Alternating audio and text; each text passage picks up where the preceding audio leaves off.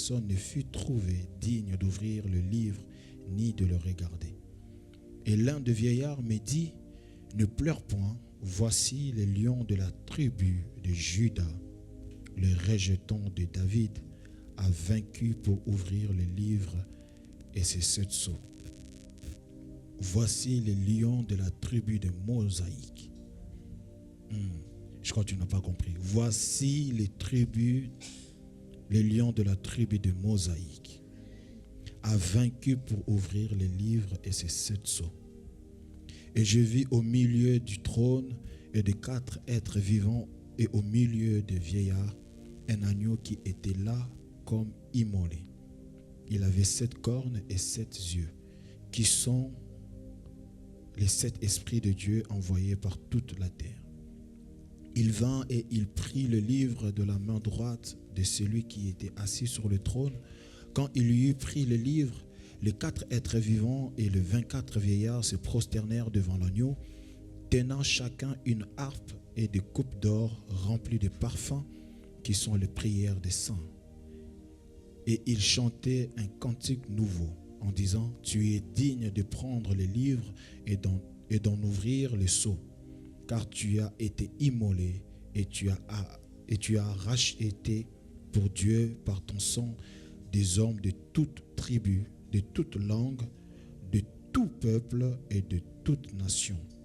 Tu as fait d'eux un royaume et des sacrificateurs pour Dieu, et ils régneront sur la terre. Je regardais et j'ai entendu la voix de beaucoup d'anges autour du trône et des êtres vivants et des vieillards, et leur nombre était des myriades et des myriades et des milliers et des milliers. Ils disaient d'une voix forte, l'agneau qui a été immolé est digne de recevoir la puissance, la richesse, la sagesse, la force, l'honneur, la gloire et la louange. Et toutes les créatures qui sont dans le ciel, sur la terre, sous la terre, sur la mer et tout ce qui s'y trouve, je les entendis qui disaient à celui qui est assis sur le trône et à l'agneau soit la louange, l'honneur, la gloire et la force au siècle des siècles. Et les 4 êtres vivants disaient Amen. Et les vieillards se prosternèrent et adorèrent. Matthieu chapitre 26, 36 à 39. Matthieu 26, 36 à 39. Là-dessus, Jésus alla avec eux dans un lieu appelé Gethsémani, et il dit aux disciples, asseyez-vous ici pendant que je m'éloignerai pour prier. Il prit avec lui Pierre et les 2 fils de Zébédée, et il commença à éprouver de la tristesse et des angoisses. Il leur dit alors, mon âme est triste jusqu'à la mort, restez ici et veillez avec moi. Puis, ayant fait quelques pas en avant, il se jeta sur face et pria ainsi. Mon Père, s'il est possible que cette coupe s'éloigne de moi. Toutefois, non pas ce que je veux, mais ce que tu veux. Amen. Amen. Je vais lire la dernière portion des Écritures, Matthieu 28, 1 à 8. La parole de Dieu nous dit, après le sabbat, à l'aube du premier jour de la semaine, Marie de Magdala et l'autre Marie allèrent voir le sépulcre. Et voici, il y eut un grand tremblement de terre, car un ange du Seigneur descendu du ciel vint rouler la pierre et s'assit dessus.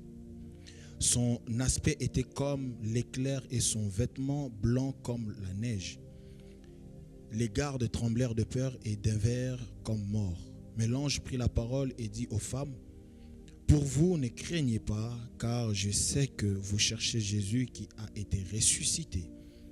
Il est point ici, il est ressuscité. Comme il avait dit, venez voyez le lieu où il était couché. Couché. Normalement, il devait être mort. Comment ça se fait, il est couché? Et allez promptement dire à ses disciples qu'il est ressuscité des morts. Et voici, il vous précède en Galilée, c'est là que vous le verrez. Voici, je vous l'ai dit. Verset 8. Elles s'éloignèrent promptement du sépulcre avec crainte et avec une grande joie. Et elles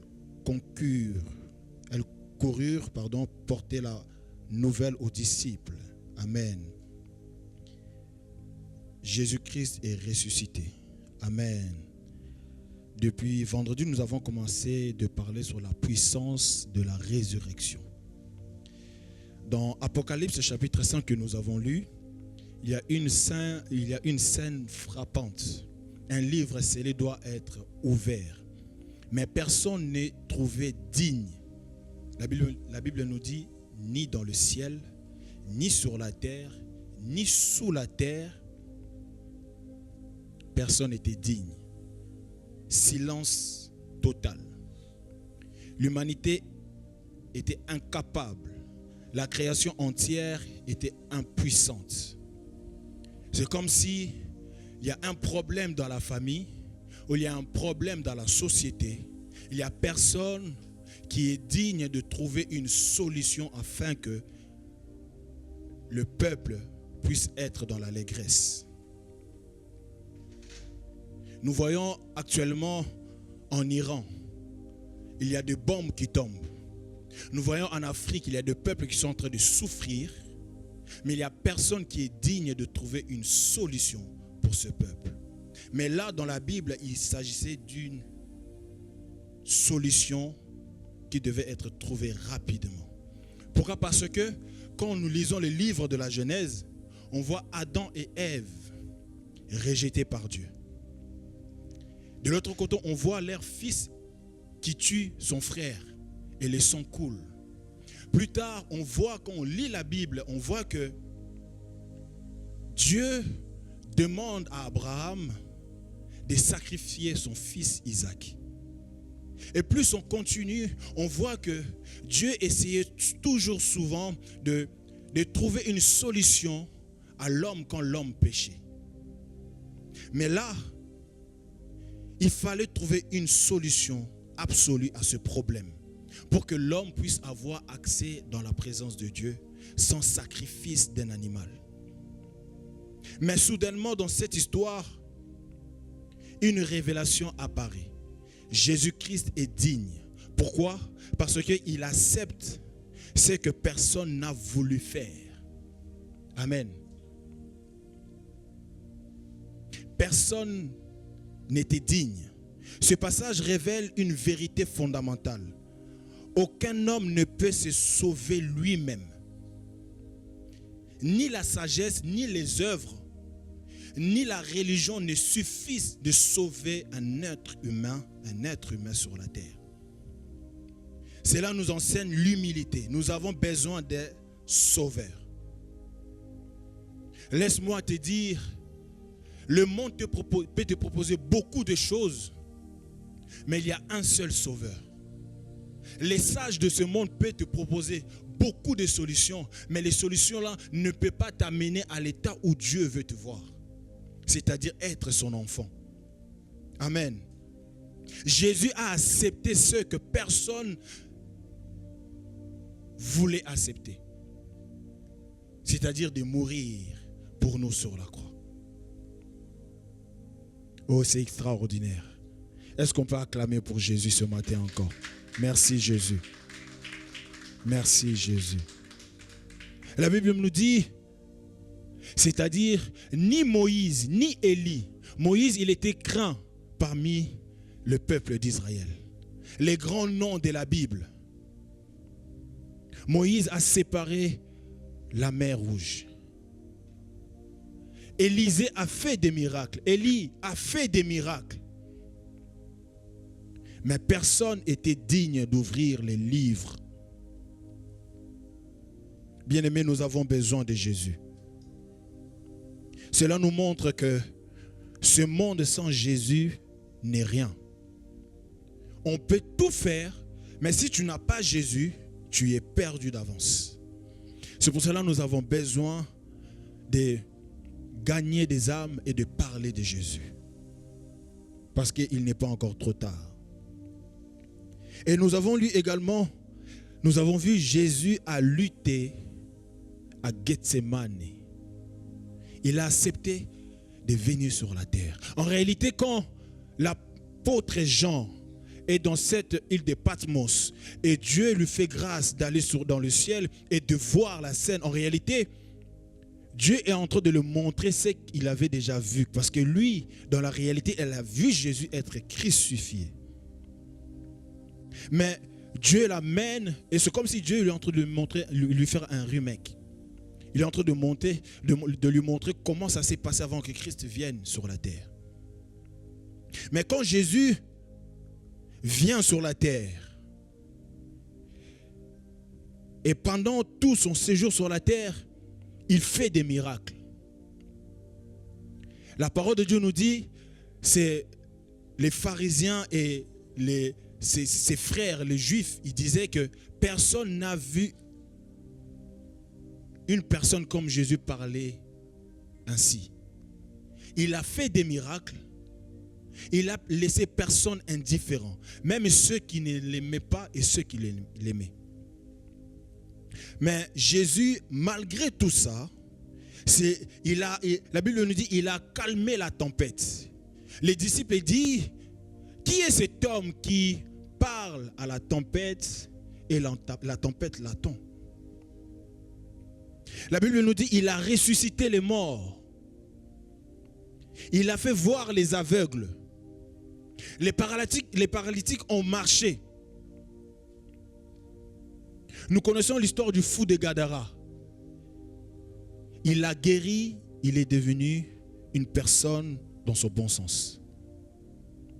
Mais Jésus, malgré tout ce qu'il a fait, il devait passer par quelque chose. Il devait emprunter un chemin.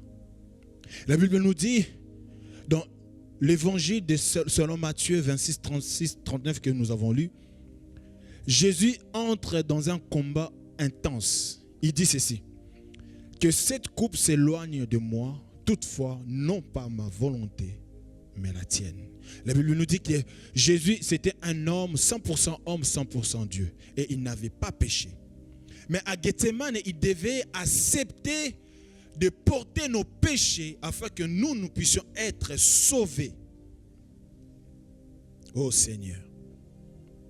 Il a accepté de venir sur la terre, mais le moment est venu où il devait boire cette coupe que l'homme ne pouvait pas boire, c'est-à-dire le péché. Il devait porter nos péchés, il devait porter nos mauvais caractères, il devait porter notre mauvaise habitude de voir les choses, nos mauvaises pensées. Jésus a ressenti l'angoisse. Lui qui était saint, il n'avait pas péché. Il était auprès de son Père.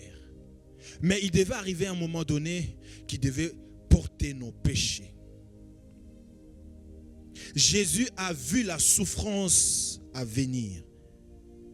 Mais Jésus a obéi à son Père. Bien-aimé, à Gethsemane, si Jésus n'avait pas obéi à son Père, on allait rester loin de Dieu. Amen. Il a accepté, il a payé le prix fort. La victoire ne commence pas à la croix, mais à Gethsemane. C'est à Gethsemane que Jésus a accepté d'aller vers la croix. C'est là que la décision est prise. C'est pour cela que j'aimerais nous dire, la grâce n'élimine pas le combat. Elle nous donne la force d'obéir. Amen. Jésus à Gethsemane. Imaginez un homme qui vient d'une famille riche. On lui dit aujourd'hui maintenant, tu laisses toute ta richesse, tu vas tout recommencer. Je suis sûr, même moi je vais réfléchir. Je dis, papa, non. Moi j'ai une grande chambre, je roule avec de belles voitures. Hein? J'ai le jet privé. Des fois les policiers m'accompagnent. Et aujourd'hui tu me dis non, je laisse tout et je vais tout recommencer. Imaginez maintenant la position de Jésus. On appelle le Saint des Saints. Les anges s'inclinent devant son trône. Et là, à Gethsemane, il dit à son Père, toutefois, non pas ma volonté, mais la tienne. J'aimerais que tu puisses réaliser, si Jésus a accepté de mourir pour nous, nous devons l'aimer de tout notre cœur. Et de se dire, non pas ma volonté, mais ta volonté, Seigneur. La puissance de la résurrection. Sans la puissance de la résurrection, sans Gethsemane, il n'y a pas la puissance de la résurrection. Jésus devait passer par là. Et après Gethsemane, il devait mourir. Au-delà de porter nos péchés, il devait mourir. Et cela devait être un sacrifice. Je disais au début que l'homme avait l'habitude de sacrifier un animal pour ses péchés. Quand nous lisons les livres de Lévitique, Nombre, nous voyons que les enfants d'Israël, quand Dieu donne les 10 commandements et ils mettent en place le sanctuaire et ils devaient faire des sacrifices. Chacun devait amener un animal et l'animal devait mourir et le sang de l'animal devait couler pour obtenir le pardon. Mais Jésus a accepté de faire couler son sang. Son sang est le sacrifice parfait. Jésus n'est pas mort par accident, il s'est offert volontairement pour nous. Amen. Les animaux, ils n'avaient pas la volonté. On les prenait, on les ramenait, on les tuait. Mais Jésus s'est offert de lui-même. De un, de deux, son sang était pur. Il n'y avait aucun péché dans son sang. Contrairement au sacrifice d'Abel, de Noé ou d'Abraham, son sacrifice est unique et définitif. Son sang est pur et sans péché. Son sang ne couvre pas seulement les fautes, il les efface. C'est pour cela, bien-aimés, nous devons lire la Bible avec révélation et avec soif. Le sang de Christ est coulé pas pour rien. Vous allez voir dans certains contrées, ils font des sacrifices humains. Dans la franc-maçonnerie, dans les sciences occultes, il faut que le sang coule. Ou dans certaines familles, il faut que des grands-pères fassent des choses bizarres pour que la richesse puisse rester dans les familles. Mais nous qui sommes en Christ, le sang de Christ a effacé toutes ces choses, mais nous ne comptons pas sur nos forces, nous comptons sur le sang de l'agneau. C'est pour cela que j'aimerais te dire, si tu vois certaines choses qui ne fonctionnent pas dans ta vie, dans ta famille, si tu vois il y a certaines choses où il y a certaines personnes qui disent c'est les choses de la famille. Non. Tu dois refuser cela. Pourquoi? Parce que Jésus a payé le prix fort par son sang. Amen. Oh, dans ma famille, il n'y a pas la longévité. Oh, dans ma famille, les gens tombent tout le temps malades. Oh, dans ma famille, la richesse, pour que la richesse continue Oh, il faut sacrifier, il faut donner ton enfant. Non. Jésus a tout payé. Jésus a tout payé. Il met fin à tous les autres sacrifices. Il n'y a plus de sacrifice à faire. La Bible nous dit, nous sommes morts avec Christ, nous sommes ressuscités avec Christ. Donc quand Dieu nous voit, il voit Jésus. Ce qui était impossible pour l'homme devient accompli par Christ. Autrefois, les hommes étaient sans intelligence. Ils ne comprenaient pas quand Dieu leur parlait. Mais par le sang de Christ, nous sommes entrés dans une dimension, dans un état de parfait, comme Christ. Et la croix révèle le prix de la grâce. Jésus a été rejeté, humilié, frappé, crucifié, et il a fait pour nous. La grâce est gratuite pour nous, mais elle a coûté très cher à Christ. Nous n'avons plus rien à payer. Ce n'est ni l'or ni l'argent qui peut faire ce que Christ a fait pour nous. Nous ne pouvons pas traiter le salut avec légèreté, bien-aimés.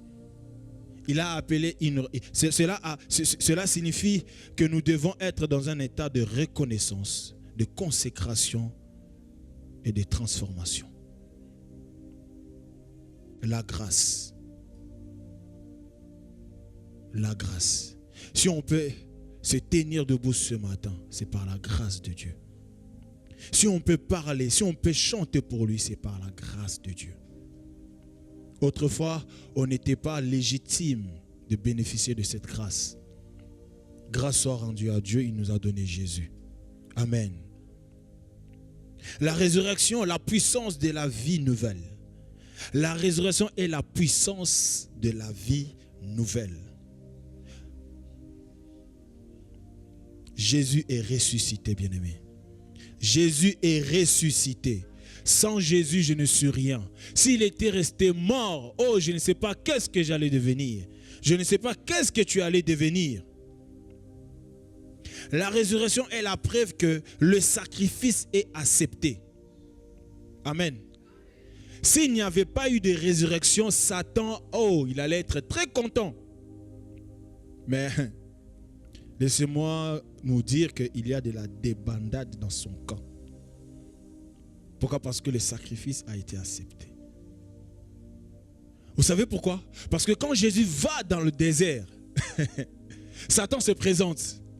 Il dit, transforme cette pierre en pain. Pourquoi? Parce que Satan voyait Gethsemane. Il savait ce qu'il allait arriver. Il le savait. Il lui dit, prosterne devant moi. Je te donnerai tout ce que tu vois. Il lui dit, vas-y, saute de cette montagne, de cette tour. Et il ordonnera à ses anges, afin que tes pieds ne puissent pas fouler la terre. Il connaît la parole. Hein? Oh Seigneur. Tout ça pourquoi? Parce que il voulait entacher, mettre du péché en Jésus, afin que le sacrifice ne soit pas accepté. Mais Jésus l'a compris et il a chassé. La résurrection est la preuve que la mort est vaincue. Ici, nous parlons de la mort spirituelle. C'est-à-dire, nous avons l'espérance que si nous mourons aujourd'hui, nous avons l'espérance de les rencontrer après notre mort. Alléluia. Il y en a qui espèrent en rien du tout.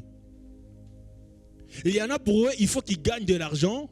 Il y en a pour eux, il faut qu'ils soient puissants dans ce monde. Et après la mort, c'est fini. Mais nous avons l'espérance que la mort a été vaincue par la résurrection de Jésus. La résurrection est la preuve qu'une nouvelle vie est disponible en Jésus-Christ. Une nouvelle vie est disponible en Jésus.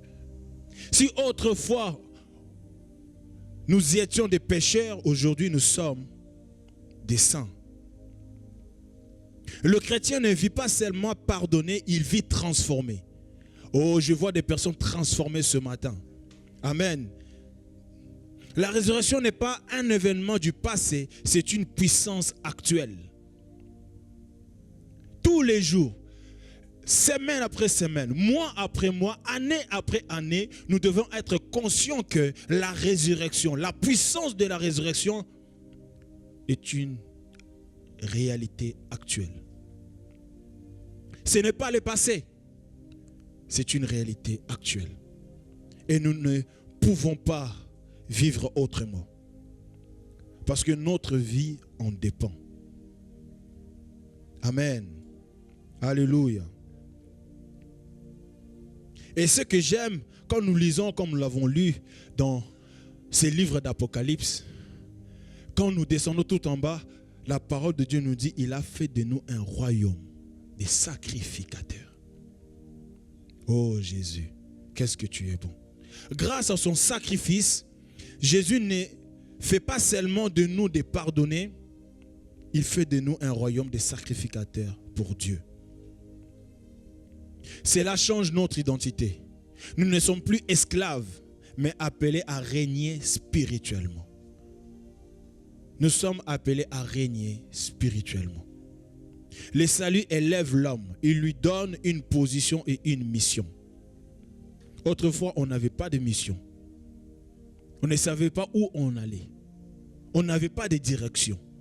Mais Dieu nous donne du valeur. Dieu nous donne de la valeur et nous sommes devenus un royaume de sacrificateurs. Personne n'était digne, mais Jésus a accepté. Il a lutté, mais il a obéi. Il a versé son sang et il est mort à la croix. Et il est ressuscité. Et aujourd'hui, nous vivons par sa grâce. J'aimerais que tu puisses entrer en toi-même et réaliser ses bontés. Et réaliser comment il est bon pour toi. La Bible nous dit, tu as été choisi même avant que tu sois dans le ventre de ta mère. La Bible nous dit, il avait déjà payé le prix avant que tu puisses venir sur cette terre. J'aimerais que tu puisses regarder, depuis que tu es né, depuis le ventre de ta mère, tu pouvais mourir. Depuis ton enfance, l'adolescent que tu es, l'adulte que tu es devenu. D'autres se sont mariés, ont des enfants. D'autres travaillent.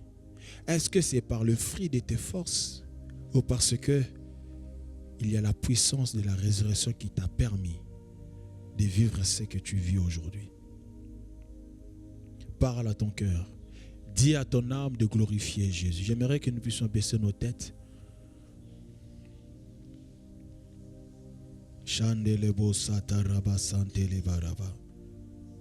Quand personne ne pouvait ouvrir les livres, Jésus a accepté de donner sa vie. Et aujourd'hui, cette grâce est disponible pour tous ceux qui croient. Ô Seigneur, Jésus, Jésus, Jésus, Jésus, Jésus, nous avons que toi, Jésus. Quand je regarde mon enfance, quand je regarde l'histoire de ma famille, quand je vois mon frère, ma soeur réunis en ce lieu, et pour ceux qui nous suivront après, en ligne, Seigneur, tu es tout pour nous. Nous réalisons encore que tu es tout pour nous. Nous réalisons encore que sans toi, nous sommes perdus. Nous réalisons encore que sans toi, nous allons échouer. Nous réalisons encore que comment tu as souffert pour nous. Ah, tu as été cloué sur la croix. Oui, Seigneur, les clous ont percé tes mains. Ah, en réalité, c'est moi qui devais être à ta place. Mais je n'étais pas digne, je n'étais pas digne. Je n'étais pas digne, je n'étais pas digne, je n'étais pas digne, oh Dieu. Merci Jésus. Merci Jésus. Nos âmes te glorifient ce matin. Nos âmes te bénissent ce matin. Nos âmes te bénissent ce matin. Nous glorifions ton Saint-Nom. Merci pour la résurrection. Merci pour la résurrection. Merci pour la victoire que tu nous as donnée. Par ta résurrection, nous sommes victorieux. Victorieux sur la maladie. Victorieux sur les malédictions générationnelles. Victorieux, victorieux sur les dires des hommes. Victorieux, victorieux alors qu'on était inconnus de ta présence. Aujourd'hui, tu nous appelles co-héritiers de ton trône. Aujourd'hui, nous célébrons ta puissance. Nous célébrons ta résurrection. Nous célébrons ton sang versé sur la croix. Nous élevons ton nom au-dessus de tous les noms, au-dessus des principautés, au-dessus des rois, au-dessus des présidents, au-dessus de nos ambitions, au-dessus de toutes choses, sur la terre, dans les cieux et sous la terre, nul est comme toi. Tu es l'alpha et l'oméga. Nul est comme toi. Le commencement et la fin. Le commencement et la fin. Le commencement de toutes choses. Le commencement de nos pensées. Là où nous sommes limités, c'est là où toi tu commences. Rien n'est impossible à toi. Jésus, Jésus, Jésus, Jésus. Que la réalité de la puissance de la résurrection puisse opérer ce matin. Oh, ceux qui ne te connaissent pas encore, Seigneur, nous prions pour eux, qu'ils puissent te rencontrer sur leur chemin. qui puissent te rencontrer sur leur chemin. Dans nos familles, Seigneur, commence dans nos familles. Ceux qui ne te connaissent pas, oui, Seigneur, rencontre-les. Parce que, oh, comme nous sommes en toi, Seigneur, que toute notre famille soit sauvée. Nos oncles, nos tantes, nos frères et nos sœurs puissent être sauvés. Oui, Seigneur, nos collègues au travail qui puissent te rencontrer. Oui, élève ta voix, prie, que l'évangile puisse entrer là où l'évangile n'est pas encore entré. Oui, Seigneur, nous te le demandons pour cette nation, la France. Seigneur, nous te le consacrons. Que l'évangile s'opère dans les banlieues. Que l'évangile s'opère par la puissance de la résurrection, de ta résurrection. Oui, Seigneur, nous te prions. Nous te le demandons. Dans le nom de Jésus, en ton nom Jésus, dans les ministères, oui Seigneur, dans le gouvernement, à l'opposition, oui Seigneur, dans le... Oh, Rabasanta Labakenteleba, l'évangile, que la puissance de la résurrection puisse opérer dans la police, puisse opérer, oh Dieu de gloire, dans les communes. Oui Seigneur, nous te consacrons ce pays. Au nom de Jésus, Seigneur Jésus, en ton nom Jésus, nous te le demandons qu'il y ait la puissance de la résurrection, dans nos vies, dans nos familles. Oui Seigneur, nous te le consacrons le reste de cette année, les mois qui arrivent, que nous puissions être conscients de la puissance de la résurrection. Parce que par ton sang, tu as tout payé. Par ton sang, tu as tout payé.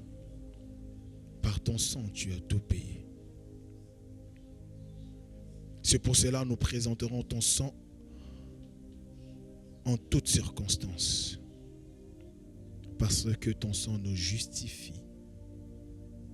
Alléluia. Nous allons passer par la Sainte Seine ce matin. Oh Jésus.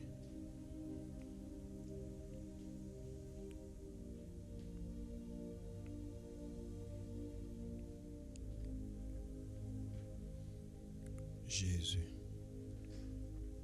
1 Corinthiens chapitre 11 verset 23 nous dit ceci.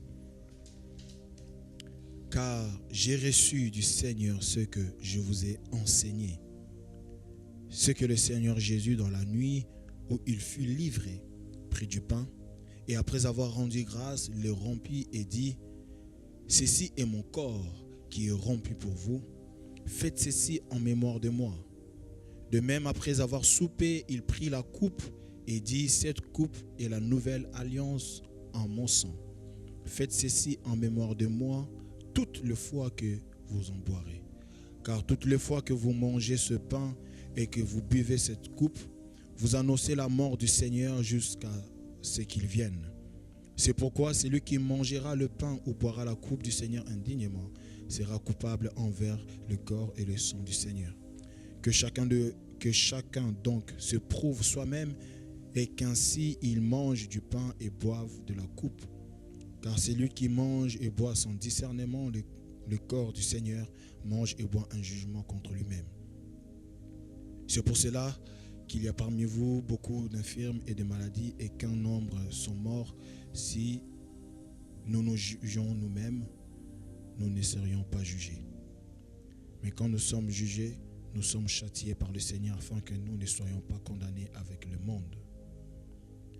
Ce matin, nous allons partager cette scène qui symbolise le pain, qui symbolise le corps de Christ qui a été meurtri, et ce jus qui représente son sang qui a été versé pour nous. Et ce matin, nous approchons à sa table avec action de grâce. Parce que sa table, ce n'est pas une table de condamnation, mais une table de grâce. Et nous le faisons à la mémoire de sa mort. Et nous le faisons parce que nous avons l'espérance de le rencontrer un jour. Et ce jour-là, nous mangerons à la table du roi. C'est pour cela que je vais nous inviter à s'élever. Ceux qui sont passés par les eaux de baptême.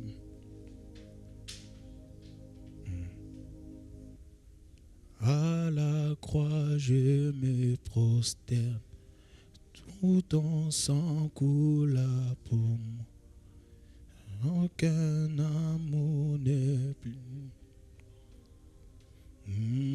Tu as gagné cela. Ta gloire remplit les lieux très hauts. Rien ne peut nous séparer. À la croix, je me... Où ton sang coula pour moi. Aucun amour n'est plus. Tu as gagné.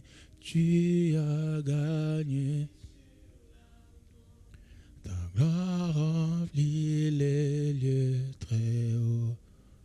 Rien ne peut nous séparer. Tu déchires le voile. Tu traces un chemin. Car tu as tout accompli. Tu déchires le voile. Tu traces un chemin. Car tu as tout accompli. Il rompit le pain et il le prit. Prenons le pain qui symbolise le corps de Christ. Seigneur, tu me cherches, tu me connais. Il prit la coupe qui symbolise l'alliance du sang de Ici Christ. je t'oublie. Prenons la coupe. Je sais que tu m'aimes. Par de courtes prières, Ta sainte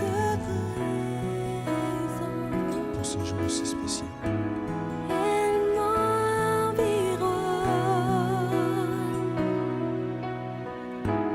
À chaque moment, je sais que tu m'aimes. Je sais que tu m'aimes. À la croix, je me prosterne, où ton sang coula pour moi. Aucun amour n'est plus grand. Tu as gagné sur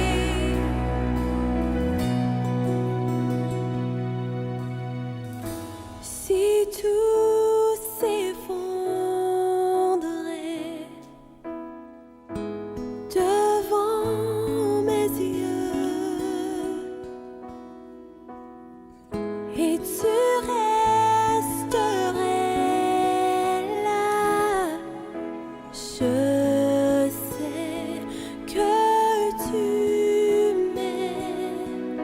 Je sais que tu m'aimes. À la croix, je me prosterne, où ton sang coula pour moi. Aucun amour n'est plus grand.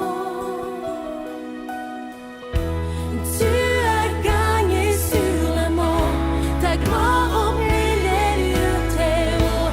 Rien ne peut nous séparer. À la croix,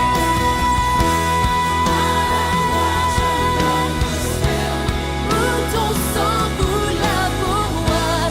Aucun amour n'est plus grand.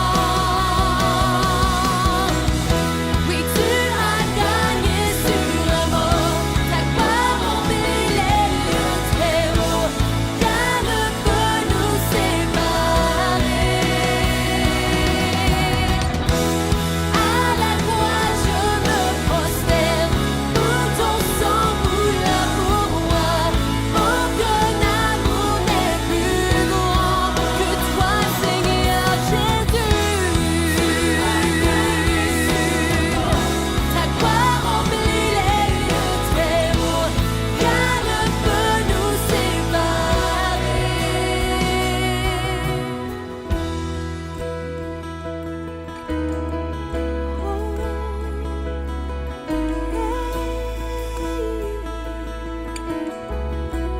Oh non, non,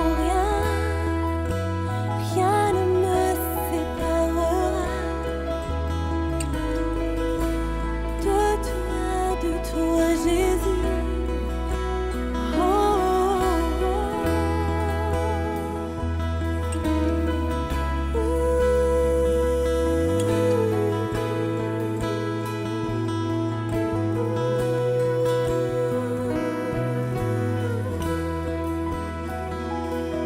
Oh mon Seigneur, oui mon Sauveur. Cette croix, elle est gloire et victoire pour moi. Cette croix,